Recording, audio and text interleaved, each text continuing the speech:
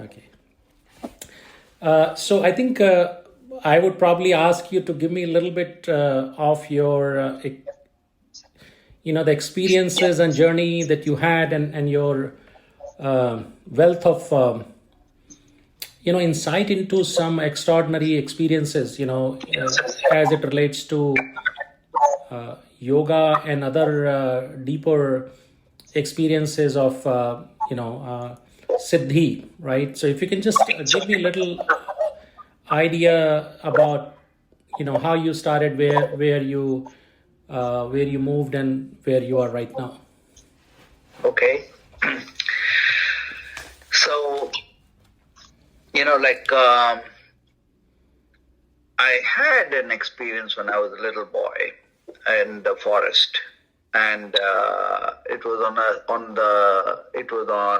a pilgrimage to Sabrimala, and at that time I must have been about 5, and that particular time was when we got lost in the forest, and everybody was basically scared and afraid and chanting Swamiye Sarnam Ayyappa. I remember being the person who was able to see a luminous figure next to us. And I was surprised that no one knew that figure was next to us. And the moment I alerted everyone and everybody turned around, he smiled and said, "So you have lost the way, this is the way," points out, and the next moment he's disappeared. But that being became my best friend. So throughout my school days, anytime I would close my eyes and hold my breath, that being will be with me. So I considered that like my childhood mate. He was more like my best friend that I had.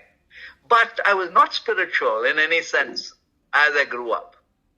I did my college, then went to London to do my college, and when I came back, I was overambitious. I was in the granite business, and I had businesses in over 4 countries. And I had a lot of people working for me. And I had just done a major mega export. And I should have been happy, but suddenly something struck me then that I was going to die. So the moment I realized that I was going to die, I remember a friend of mine, a lady, she did the tarot cards. This is in Chennai. And I picked up 3 tarot cards and all 3 was dead.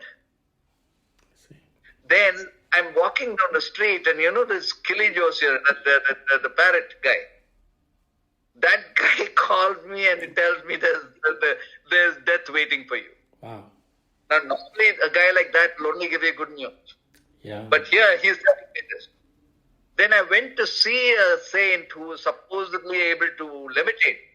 And he's also written why I've come, my name, my background, and that death was coming for me. So when I sort of came to a place where I said, okay, so it is. My neighbor gives me a small wooden lingam. I hold that lingam, and for the first time, I'm praying deeply to God saying, where are you? And I hear a voice saying, I am coming to take you today evening. And so that whole day I waited in my flat, in my building. And that evening, I hear a knock on my door. I open the door and I see a young person with fire in his eyes. And he said, Lord Siva has sent me to take you. You have death coming for you. Are you ready to come with me? I said, I've been waiting all my life for you. Take me wherever you want. That's how my journey began. So he took me to Kalahasti, took me through a lot of ceremonies, and did a lot of rituals. And that ritual was also very crazy because it was scary, because I was beginning to see my death of last life, of the life before that, of the life before that. And every time I was seeing death, I was seeing the wisdom in that particular life. So I was beginning to see death after death after death, and each death was painful. It was not in any sense, cool and easy. It was incredibly scary also. And deep inside that, he gave me a mantra, and I started chanting that mantra. And then slowly I saw blue light inside me, and I knew that was God. And soon that blue light became bigger and bigger and bigger and bigger, and soon it became me. And then the next day, something in me had shifted completely. I was not that person. So I still remember the next day we go up at Kannapana hillock, and we are doing a Sivalinga Puja. And when we are doing the Sivalinga Puja, cobras actually come out to watch the puja. I see. Now I'm coming down, and the interesting part of this was about a month before that. They said there was the blackest granite quarry in the world, and they brought me 2 pieces of that, and I told them to carve that into Sivalingams, not knowing this was going to happen to me.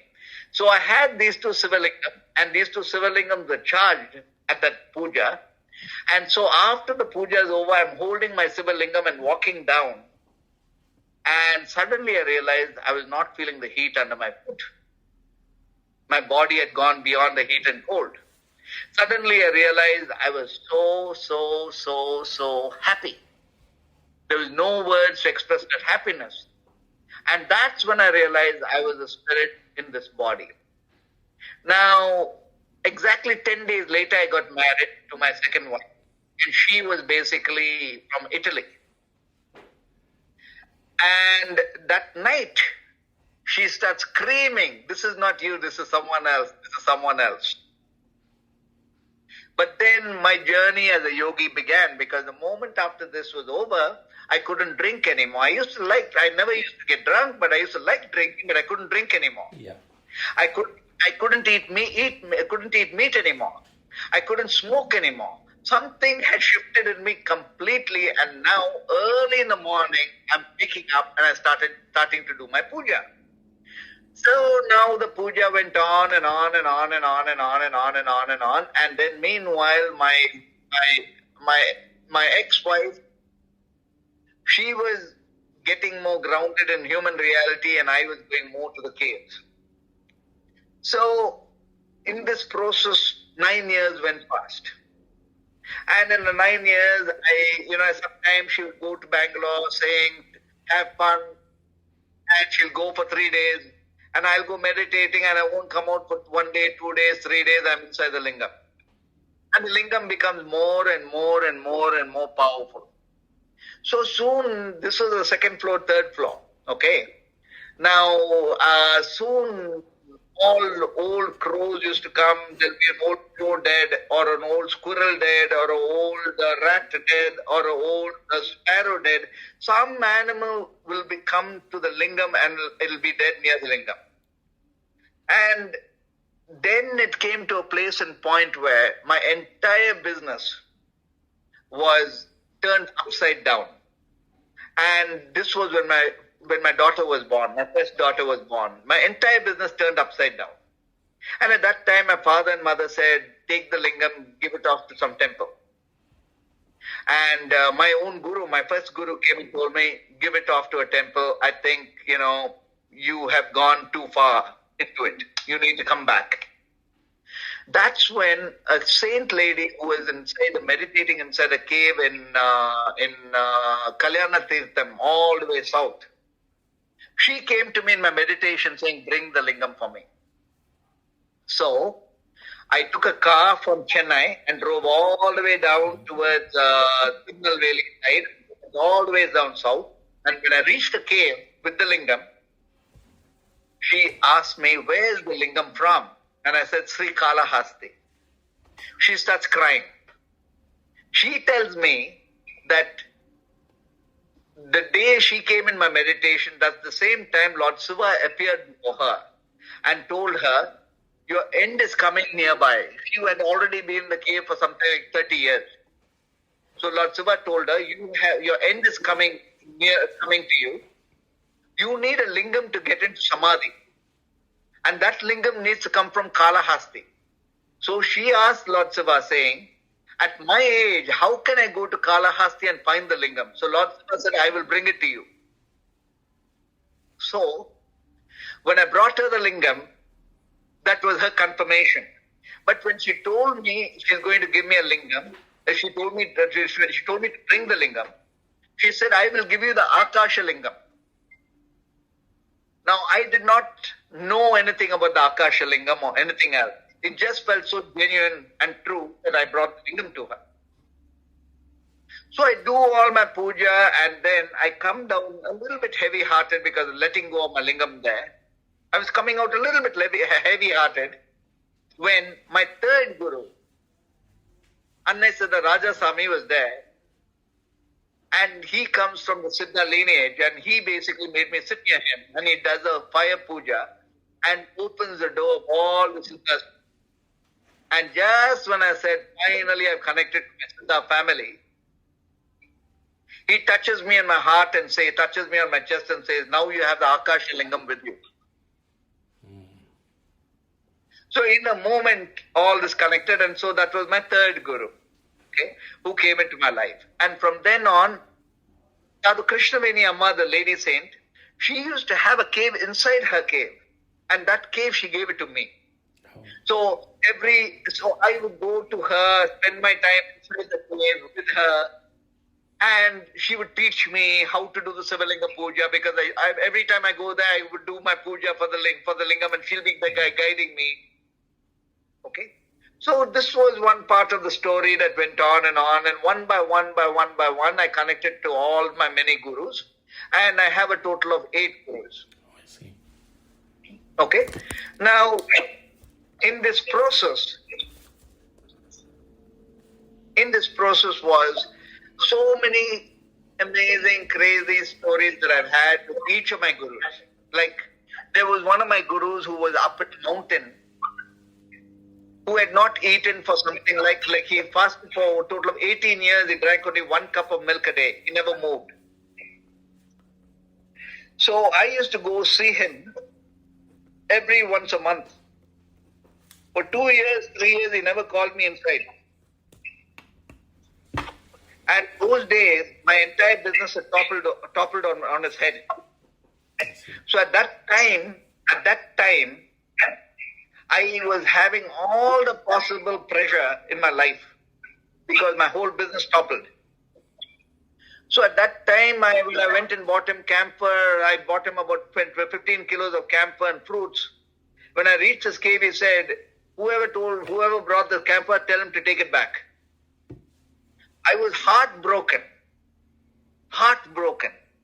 Then he tells them, tell him to take the camphor to the top of the mountain and burn it.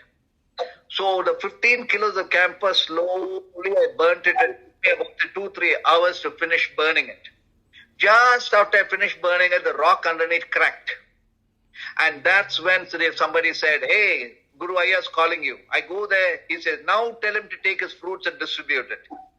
So this is how he rid me of all my innermost things. But what happened during this particular process was, I used to go to those caves and wonder how I was going to deal with human reality, because the human reality was getting bad to worse. Everything around me was hard. I was peaceful, but I had about, say, 25 creditors, because now my entire business was falling on its head. I had over 25 creditors. So the guru of the cave, Janardana Swami, told me, my guru has come with 2 of his guru friends, and all 3 of them have not spoken for over 15 to 20 years. But if you ask them for anything, they will respond to you. So go ahead and ask. So I walked up to them and said, Guruji, tomorrow, I heard that tomorrow you are walking all the way from Tiruvannamalai, you're going all the way to the Himalayas and going around India, all barefoot, and coming back. Can I ask you a question? They said, okay. So I said, here everything is peaceful. But downstairs, in reality, it's war. What is the form of yoga I need to do downstairs over there? Because see, whatever yoga you're talking about is Brahmanical and not meant for a Shastriya. Yes. So my question was, what is the yoga I need to do downstairs over there? For a long time there was silence. Then one of them said, what use is the silence if it cannot help humanity? And one of them broke their silence to speak to me. The first 30, 40 minutes, it was just pure energy. I don't even remember what it was. It was like, about 10,000 things being told to me at the same time. It was just a flow of energy. Then they said, we'd like to give you a gift, a boon. Ask for anything and I'll give it to you. So I laughed and told them, what I am going to ask, you are not going to be able to give it to me. So don't make promises. If you really want to give me something, tell me.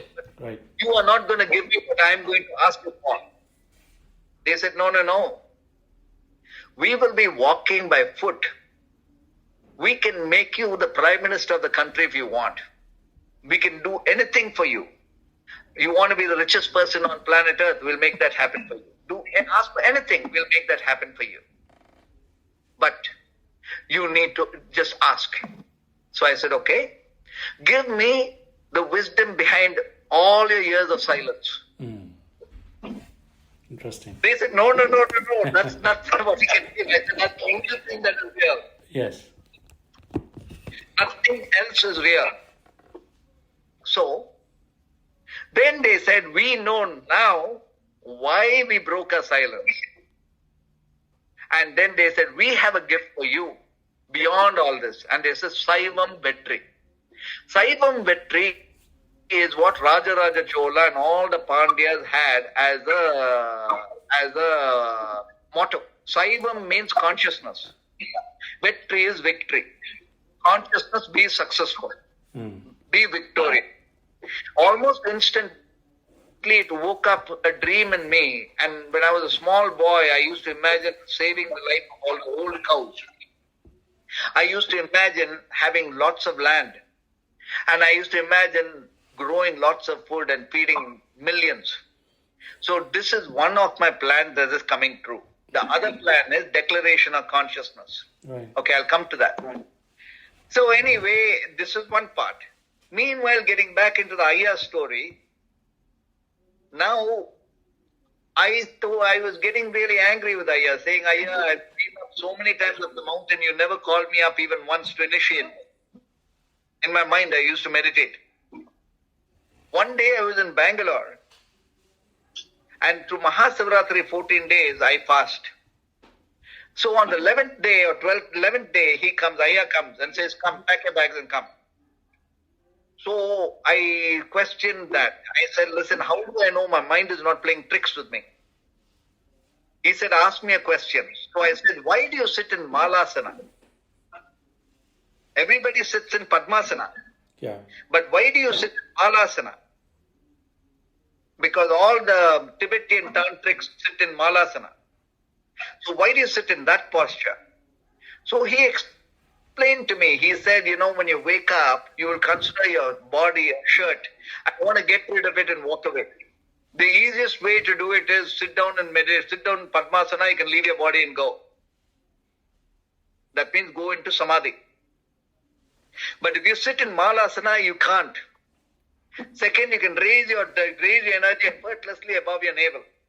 Third, you can use your two legs as underneath your foot to regulate your breath. So, I went. So when I went up the mountain, there were over 90 to 100 persons in the mountain. Ayya was taking a stick and literally beating up everyone. And calling everyone with absolute bad words. He was saying, you fellows, you come here only to ask me for something. None of you guys are real. Only one person in the whole crowd have come here only for me and points me out. And then I received my initiation face to face from him. But when I came back after the initiation, I felt a huge big being inside me. Then I was, I was back in my hometown and I'm headed to, where Sadhu Krishnameni Amma lives. That's where Mahasivaratri takes place. So I was supposed to go there. But early in the morning, somebody woke me up and saying, come, write. And so I'm writing and so beginning to write something that made no sense to me. It was just some amazing things I'm writing. It was like ancient poetry I'm writing. When I finished writing, that being inside me says, sign as Adi Guru Nada. So I sign Adi Guru Nada. Oh, I did not even know what Adi Guru Nada meant. Nothing. A few hours later, we take the car and we are headed all the way south for Mahasivaratri. And as we go through the road, somebody tells me the single most ancient Lord Durga temple is in the place called Kurukutare. So we decide to go to Kurukutare, to this particular temple. When I go to this temple, suddenly my hair starts standing up. It's something like so powerful. And I literally go running inside and I fall at his feet, the Lord Muruga, over there, inside a cave.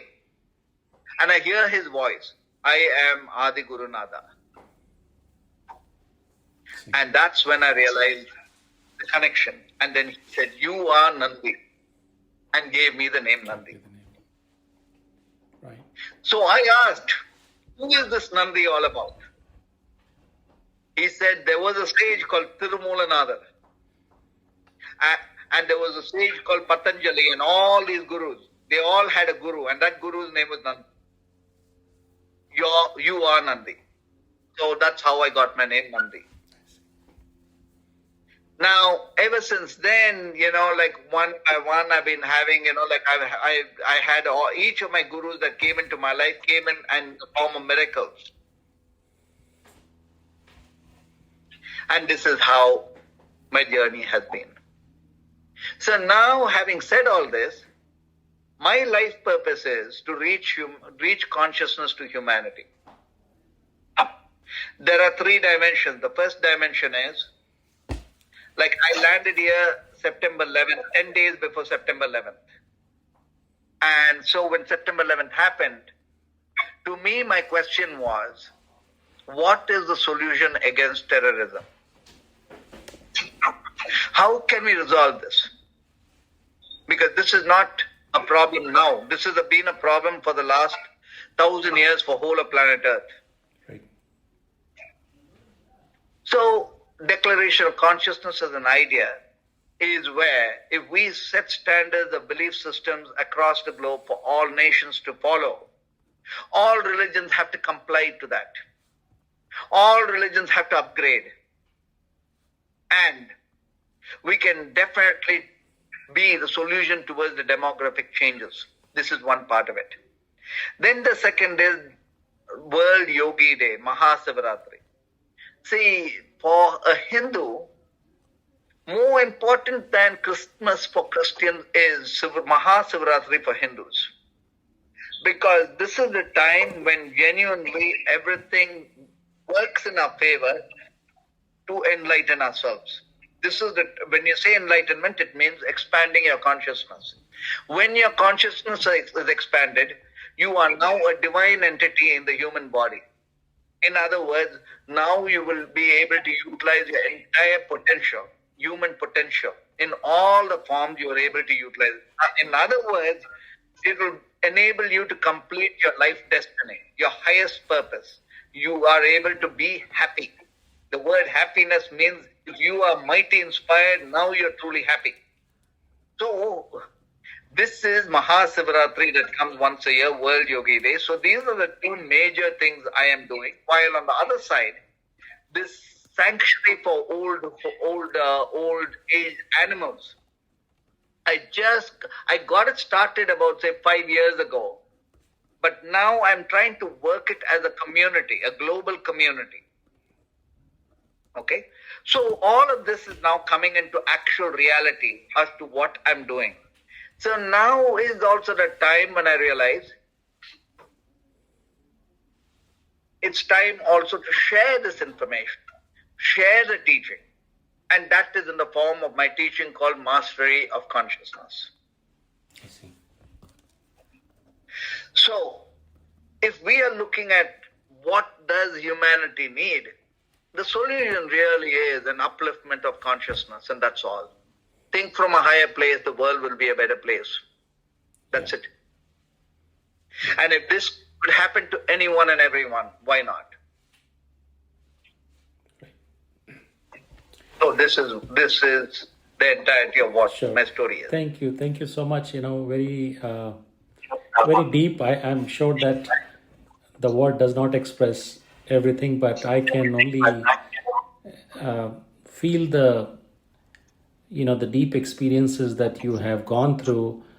Normally, it doesn't happen with anyone, right? I think probably you're a very unique person to have these direct experience of consciousness and to be able to connect with them, because typically, like as in yoga, Patanjali yoga, you actually try to uh, you know concentrate your outward senses to your inner consciousness through a process of 8 steps, and then somehow, if you're doing the practice right over several years, you are able to then start what we call as antaranga yoga, where you get into dharana, dhyana, and samadhi. But it seems that somehow you are able to get to the states of samadhi or experiential part of samadhi through your journey. I think that's what I gather. But I think you mentioned a couple of other things. The message that you received during your, I would not say journey, but somehow it's a part of your sadhana, because you went from place to place, guru to guru. So it's a sadhana of its own kind, and I'm sure that you must have had experiences and hard time and rigor of during your sadhana. So you talked about helping humanity, right? During meeting with those reverend gurus that you met. So I think this type of process, as described in yoga, which you had a very different route of, I would say, very very yogi route, or very ancient route, where people would not actually go through this contemporary style of yoga. They actually used to do sadhana under one guru or the other. They would go from one place, seek, and then figure out, learn by themselves, find the right people, right gurus, right siddhas, which I think is what your story also reflects. So the thing is that there is a very wide gap between what you have experienced, or what the consciousness experiences are, and what science like to understand, right? I mean, there are only limited scientific ways to be able to understand the experiences, or the very high level of experiences that you have just mentioned. But on the ground level, on the level of science, that we call as a science, the thing is that we are still trying to figure out things, what is right, what is wrong, how one can connect to consciousness.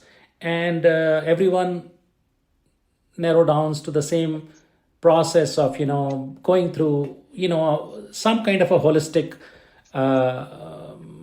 path like yoga, and to be able to find yourself and know who you are, and things like that. So I think within that scenario, when we try to understand, I think, and another important thing I learned from you is, which is part of my caution, is that when we try to define the traditional way of doing yoga, which you just described in your own experiences, you mentioned, I can find tapa, I can find the guru, I can find your own deep grit and quest, no matter how it started, right? But eventually you got into it and you sought things of your own. These are, some of the things that are here are the key components of your yoga path. Do you, for in a very I would say, more communicative words. What do you think are important in your journey? What were the key tenets of your journey or a traditional journey if somebody wants to follow your path? Yes, yes. See, the most important, one of the things that I've noticed people don't understand about yoga is the push and pull. You can do how much ever you want. That's the push. But there's the factor of the pull. The pull is grace. And I feel that my entire journey has been blessed with grace. But in this word, grace also comes with what is it that I had to do to attain that grace? For instance, like one of my gurus, I was going through a very tough financial situation. And my guru tells me, I need 210 blankets because we planned to do a pilgrimage up the mountain and all the sadhus would come. And so he wanted to give one blanket to everyone. And he said, I need 210 blankets. So I was in a soup. So I did not know how to do it. But then what I did was, my uncles had basically cheated my father and they had wronged my father and they were basically industrialists and they had taken over all the businesses. So it was in a bad place. So I actually went in humility to them and said, listen, I need your help. I need you to help me with this. And they actually gave me the money and I got it. And when I went up right on top of the mountain, my guru says, you really think I did not know you were going through a financial hassle? Tell me about what happened. So I told them, you know what, I went there and at that time I forgave my uncles and I asked them for this. He said, that's why I told you to do this. I wanted you to forgive. Very nice. I wanted you to let go. And so I told you to do this. I knew you were in a financial place like this, but then I wanted you to bend your head down. And so I had you do this. So this is the way the gurus basically, guided me in so many ways to crack my own self.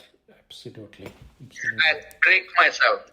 And also to understand that the only truth in being is being that of Dharma. That's the only truth. Are you here as Dharma? If you're here as Dharma, you realize yourself as a yogi. If you have not been able to understand Dharma, then there's nothing else real about life. Everything rotates to that. And then the third dimension that for me in particular was that I felt, I knew there was a truth within yoga. There is yoga and the yoga forms, but I wanted to get a truth within yoga to understand what was beyond all of this. So my guru, who was up in the mountain, for 18 years, he was there without speaking to anyone because his tongue was upward. It's called Kechari Mudra. Yes, Kechari Mudra, yes. Yeah. So he was in Kechari Mudra for all the years. So I used to climb up the mountain and go and quietly spend the night over there just to be near him. Because my question was, what is it that he is experiencing with so much joy that he does not want to see any human being? In a day, at 6 a.m. they'll open his you can't even call it a cave. It was all the stuff put on top, piled on top, and it was like a small little crevice.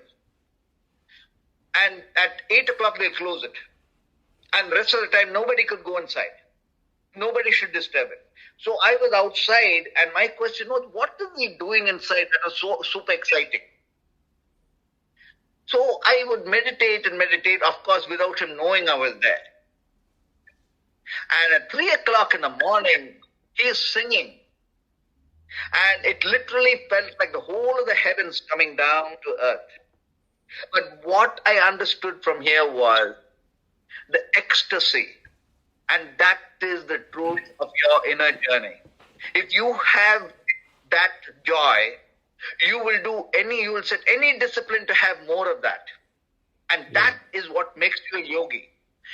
So you will wake up at whatever time it takes to get more of joy, to see more of that. Then you understand Nataraja, the dancer, saying, are you the dancer? Are you the ecstasy? Are you the orgasmic joy? Now connect that to your reality. So this, from the deepest teaching, is called Tantiram, the root of Tantra. Yes. Tantiram really means orgasmic bliss on every layer of thought. So what we humans normally experience in terms of lovemaking as fraction of seconds, you're experiencing eternally at all times. Yes. Yeah. Now that is the truth of the state of Turiya. Yes. So when you say Turiya, now you go back into all the temples. You will see 100 heads, 10 heads, many hands, many legs. All this denotes the state of Turiya, the superconscious state of mind. Right. And this superconscious state of mind is the ultimate objective of being a yogi. Right. Because now you can utilize all this power to complete your purpose. See, if there was an avatar from Lord Rama to Lord Krishna, they all came here for a purpose. They didn't simply come. They came for a purpose.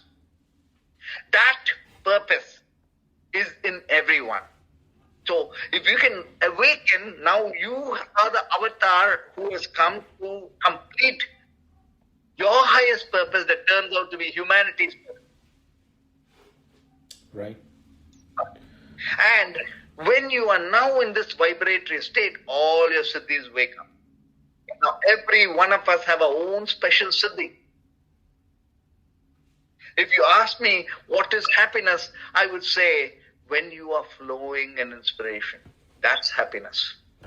Right. Now you are working with several layers. You're only completing yourself. Yes. So I would... sorry, go ahead. So ultimately, beginning and in the end, it's always and mostly the Guru's grace, at least for me. My Guru has been my grace. Many times I would go to Siddha Rajaswami's residence, and I'll always have so much of thoughts. And sometimes I'll think, oh my God, I really, really, really want to connect with Lord Muruga. And when I go there, he says, come, here's the initiation. Gives me a Lord Muruga initiation.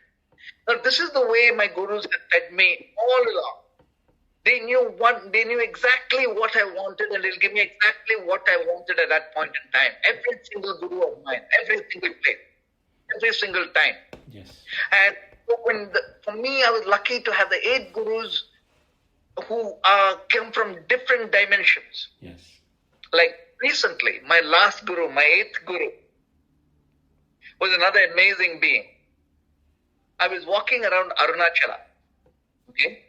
Now, when you walk around Arunachala, you start your walk after 12 o'clock at night. And your best time is new moon. Because from that time onwards, you will start meeting real-time siddhas. Siddhas whom you read in books or hear about, you actually will meet them physically when you walk around the mountain. I see. When was that? Which time? Which year we are talking about? I'm talking about Arunachala mountain. No, but which? The sacred mountain. Yeah. No, I have been to Arunachala.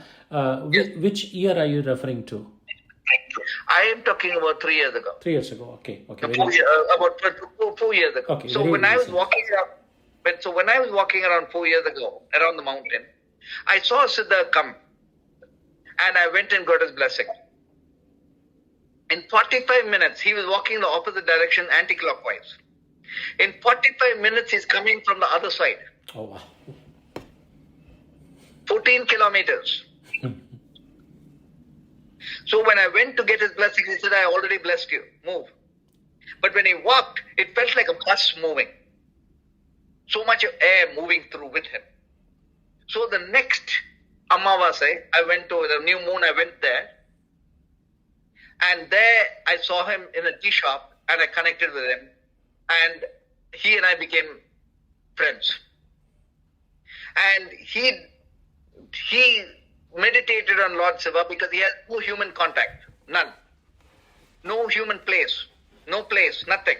He just is like thin air. He walks around, he goes around, he lives his own life, he doesn't even communicate to anyone. So when he meditated on Lord Shiva told him, told him to give me. He said, give him all your powers.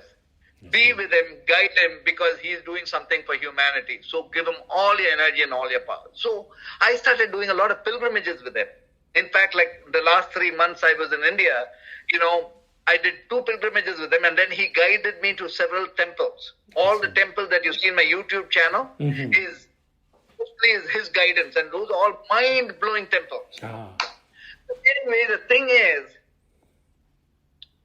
when I am with him, we communicate only one thing, mantra. He'll say a mantra and I will say a mantra. He'll say Om Hari Om and I will say Om Hari Om. Om Hari Om, Om Hari Om. Like this continuously for about 6 hours, 7 hours. Wow. So it was like an energy transfer. So another dimension is, people need to understand, it's the mantra through which everything begins and ends. And that mantra given by the Guru is literally like receiving another reality to yourself. Okay, so it's so vital in this. And then also, when I think of each of my gurus, I think of that as an energy transfer to me. Almost instantly. Like my guru Ayya, 18 years of tapas he was, then he spent another 9 years of tapas. Now, in those days, he used to mention, I am going to be doing this, I will do this, I will do that. And everyone around him would look crazy. But whatever he said he was doing, I realized I am the one doing it. Today, whatever I am doing is through Ayya said, I will do this, I will do that. That's exactly what I am doing. So in other words, the Guru will absorb you, and then you will become the vessel. Right. You will become the instrument, and then all the Guru's instruments you become. Right. So I would only say every single thing I do is my Guru, not me. So wonderful to hear that, contrary to what is happening around us in the spiritual world, where the Shishya is completely relegating to gurus into oblivion, right? It's them, right? I mean, it's so amazing and so powerful to hear, that you attribute everything to your gurus. That's wonderful. Every single thing. Look at it this way. What is my study, knowledge? Nothing. At the same time, all I know is that everything comes from inside out. So when I wrote a book called Mastery of Consciousness, where I mentioned 108 sutras. Now, I realize each of the sutras are from inside out, but then I am talking about modern life. Every circumstance has a spiritual solution. Every circumstance has a spiritual solution. And that solution really is mostly a complete shift. See, when people talk about meditation in the West, most are familiar with the Buddhist form of meditation. And in the Buddhist form of meditation, like Vipassana and others, it's about stilling your mind and having no thought. You might still your mind, you might feel happy, but the problem remains the same. That is completely different from the tantric Buddhism or Hinduism. Because how we see it is, if you see a problem outside, it is your duty to resolve the problem from inside you. True. Absolutely. So, you work that, and now you will attain peace by resolving the problem, not by running away from it. Absolutely. And I think you gave a good example that how you forgive your uncles, because that's an internal change that... Total. brutal, because otherwise how would I have been able to do it? Yes, absolutely. And I think obviously I don't have as deep experience as you, but when you are mentioning these things within my own domain, I have uh, tried all these things, and I'm so happy to hear the same thing which I have exercised to a lot extent, and I continue to believe, and I'm very thrilled to hear those things from you. It's very reinforcing and encouraging. So I think I just want to do a little bit of shift, because I think, as you said, what good it is unless it is good for humanity, right? And that you experienced long time ago, and then you are also emphasizing that the practice has to have a solution for the real world. I mean, it cannot be something that is happening in isolation. And then the third thing is that you yourself have been at the center of a lot of humanitarian or social or consciousness thinking that needs to be brought at the global level, including your involvement with the International Yoga Day and things like that. So now we are in a world which is actually very, very distracted. And then but on a good note, things like International Yoga Day happen, and people have adopted yoga as a mind body relief, or mind body changes, and many of them are able to move forward, right? Move forward to the internalization of the yoga, or the concepts of yoga. So in this world now we have two situations. One is that people want to learn things. People want to, probably they have the seed within, but it's not nurtured. So they are somehow getting an entry through these processes of remote reaching out, remote yoga, remote this, remote that, and obviously the same traditional guru shishya methodology is very difficult to follow and adopt unless there is someone who has similar to your journey, right? Very, very few people are able to quit the world and take vairagya and follow this hard path, and which is not easy as well, which is actually more difficult. So people are falling back to something called as Raj Yoga. Okay, live in this world and still do things. So I think we are at a point where, number one, it seems like the remote yoga is, or these technology based yoga or consciousness learning are not sufficient to a large extent. So how do we actually come to an integrated way where people can reach the highest goal using the modern day systems and methods and technologies, and yet be able to progress rightly? Yes. Yes, and that's a good question. That's a good question, because see, when I had been taking people on a journey, a lot, people naturally come and say, "Okay, then teach me, take me to the meditation," and I call that a journey. So every time I would do it, of course, you'd wake the person up and take the person break. Like, see, from our pathway, everything is this instant. In this instant, we basically break through, and like you climb several layers in your consciousness.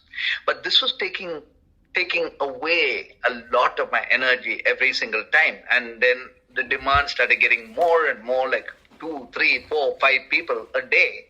And if I was to spend so much time, it was breaking me apart, because there's too much energy flowing through me to make that happen, to work it.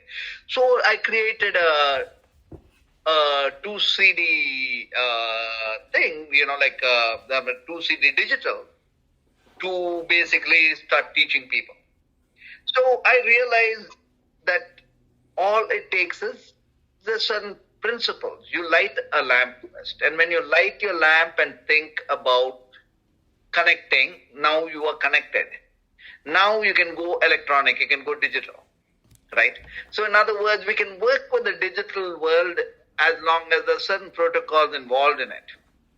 For instance, the certain mantras to begin with, light your lamp, and as simple as this, just know that in the breathless breath, we are one. Now, there are a few things, and then it sort of like makes up, because I look into it I look at life from a very different perspective. My perspective is, what if I'm dead already and now I've come back into the body? How will you live?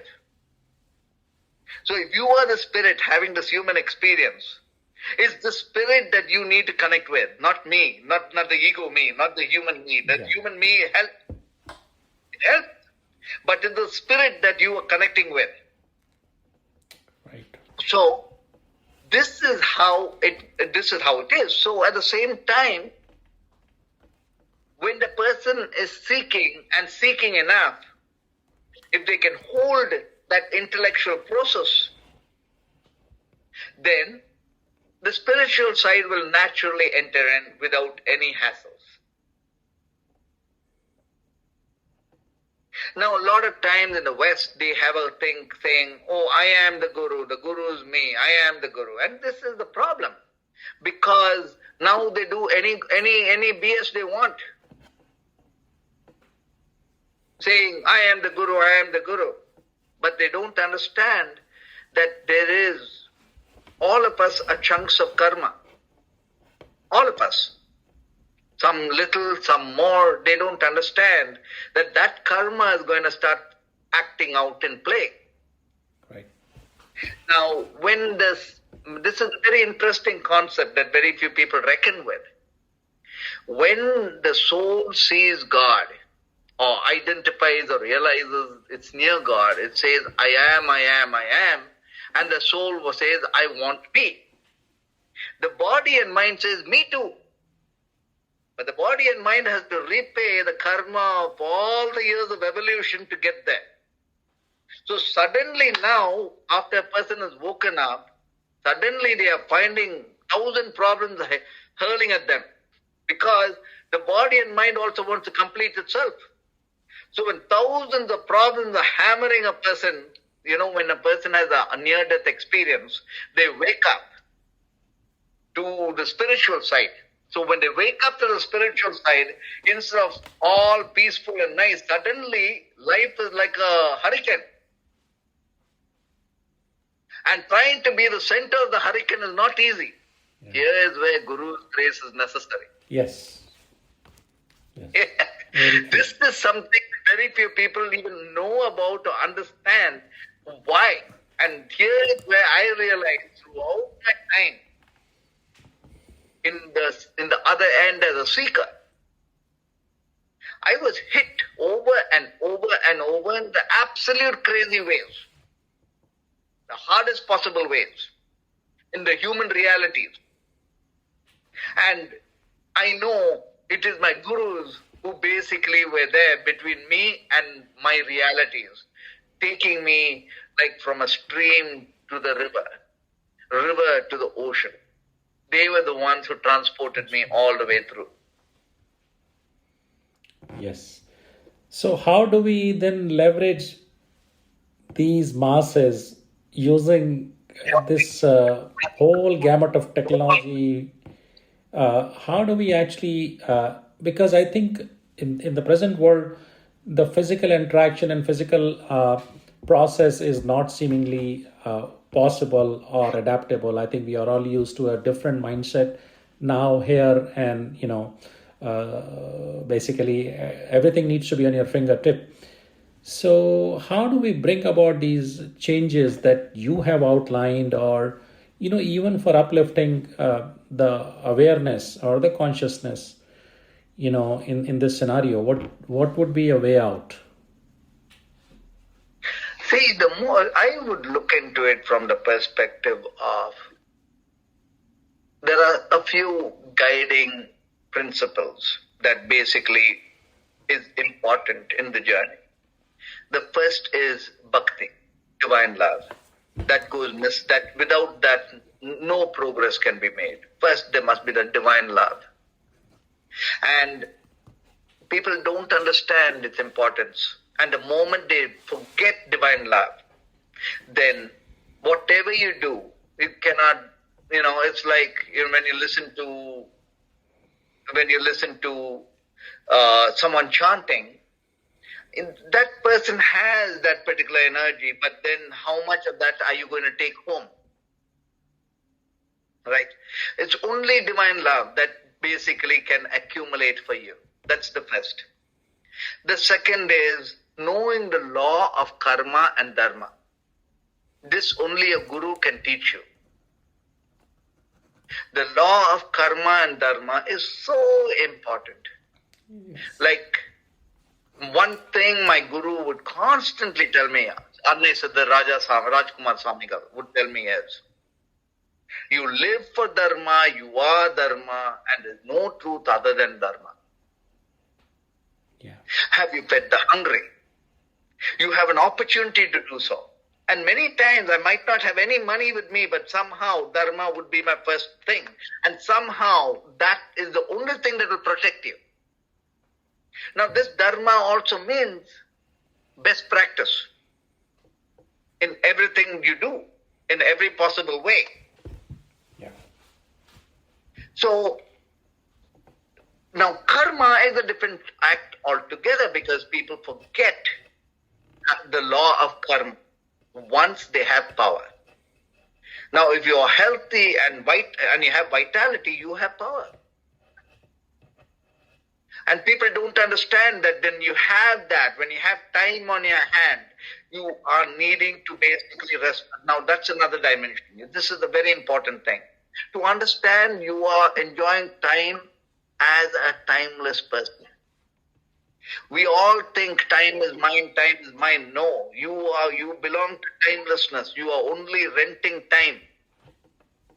You are a time rental. And if you understand that you are the timelessness in time, you will not waste a single moment. Yeah. And to understand timelessness means you need to meditate. You need to go there. You need to be this union. And then you also need to know why on earth you are here. What are you doing here? Why are you wasting your time? Yes. If you think, a person might think, I'm very, very, very happy doing nothing. The reality is you're not happy, because you're going to come back into the same old again and again and again and again. You cannot be happy. But you can be happy if you've completed yourself or completing yourself. Now you're happy. In other words, you're embedding timelessness in time. This concept of timelessness in time is so important to anyone practicing yoga, because, see, my yoga is called Kalangi Kundalini Yoga. Kala means time. Kalangi means the one who wears time. Kundalini is the awakening your inner fire. In other words, if you know you are the timelessness in time, you are the spirit having the human experience, and you are not bound by fate, and you are the master of your destiny. Now, this would make sense to someone who actually is moving through the path as guided by the Guru. Yes. Right? Absolutely. Because in practical reality, it's very difficult for anyone to realize that you are timelessness in time.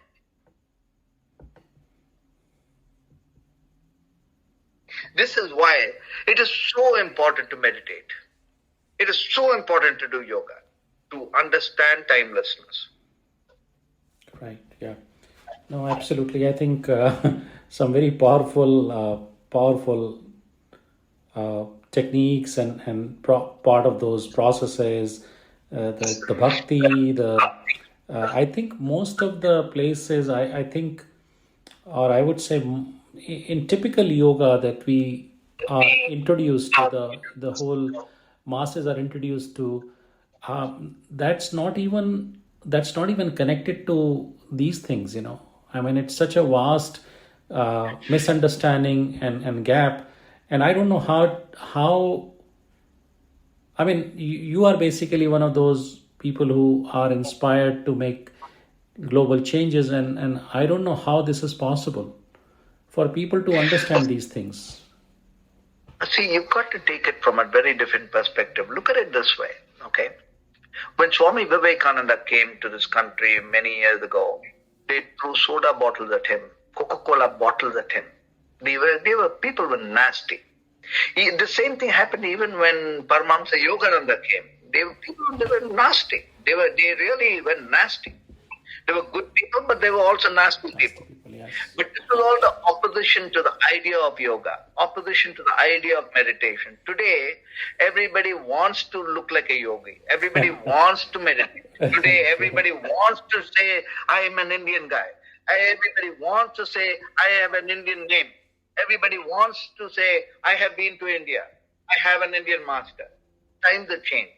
So I would say, first and foremost, let's welcome that. Second, now, there's been a whole bunch of, you have cat yoga, dog yoga, all yoga. But when you look into, when I did Kundalini yoga with Yogi Bhajan, it shocked the hell out of me because this didn't look real yoga. This was a realized master who came down and spun something around it and called it Kundalini yoga and said one size fits all and put it together. And everybody loved it. So my thinking is, that is a good thing for humanity. To basically have had that thing called Kundalini yoga, even if it was made up over here, and it had no semblance to the original yoga practice. No semblance to the original practice. Only the name Kundalini was a fantastic name he used.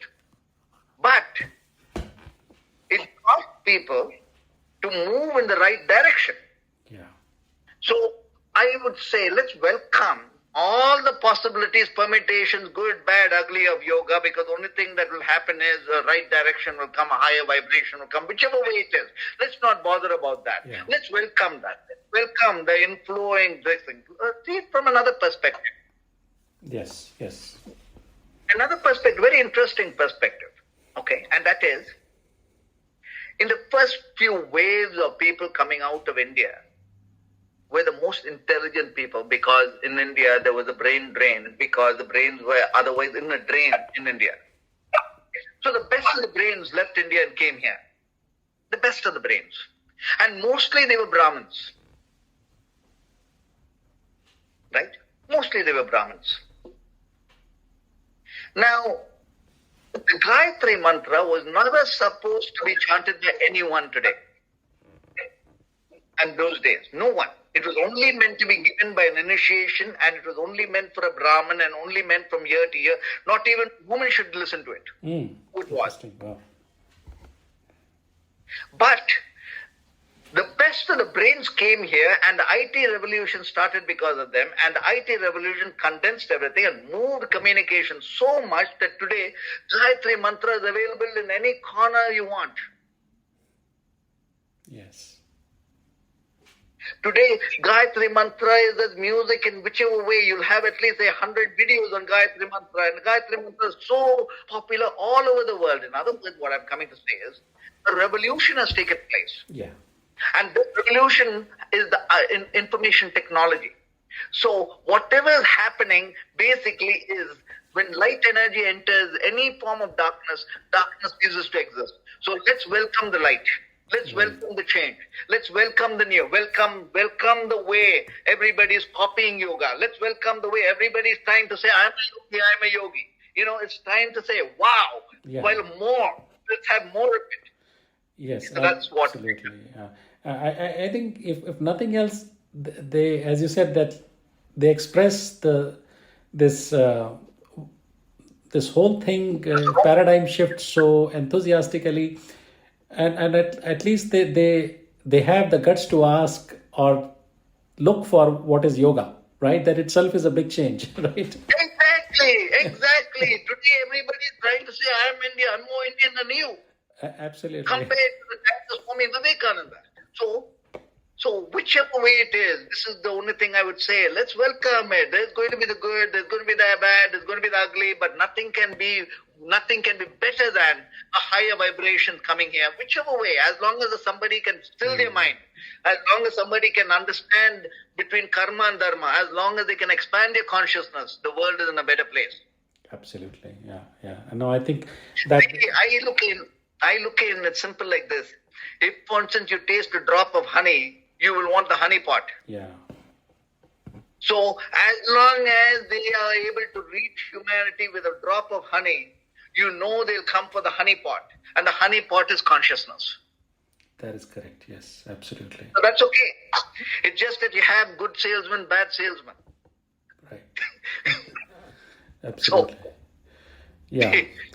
No, I think that summarize everything, and I think I'm very happy to have kind of a circle back to this thing, and the whole cycle seems like a great insight into. I mean, actually, there are two aspects. One is this my research aspect, but I mean, these meeting enlightened people like you, it's very inspirational, very deep experience for me also, because I meet some amazing people, and it just kind of inspire me as a person, gives a little bit of light within my heart, and inspire me to continue moving forward, in my personal pursuit of my own.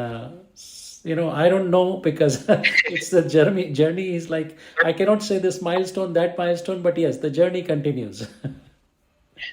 See, once you are in the path, you have no option then from a stream to become the river. No option then a river to become the ocean. There's no option. This life is going to take you there. So, Exactly. Yeah. as when you are on the path, you'll also realize the miracles of being in this process of transformation. Yeah, Then you realize you are the miracle itself. Yeah, absolutely. And I think, if I look back, I can say, let's say about myself, if I look back, there are a lot of things when you were a young boy, you think of many things, you have goals. One goal moves to another goal. At a few years down the line, you have another goal, and you actually have these milestones and goals all the way, in your life. And then you end up achieving probably none of them, right? I would not say that I've achieved one goal, but I was able to draw a line in a certain direction. And what I mean is that, you see, you can only, and I think this is not my word, but I think I remember because of this. I think Steve Jobs once mentioned that you can only focus on drawing dots. You cannot draw lines. So the figure will come out automatically. And as you shared your experience, that if you are moving in a path, you are going around Arunachalam at the right time, Arunachala, then you would find those enlightened people. They will come across for sure. So you have to continue walking down that lane. So I hope I'll continue to be in touch with you, meet you. Wonderful. No, wonderful, Sanjay. Sanjay, so that's good.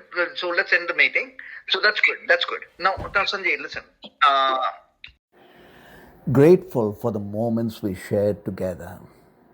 To learn more or to connect with Nandhiji, email us awake@nandhi.com, NANDHI.com, or visit our website nandhiji.com, NANDHIJI.com, in grace and blessings as one.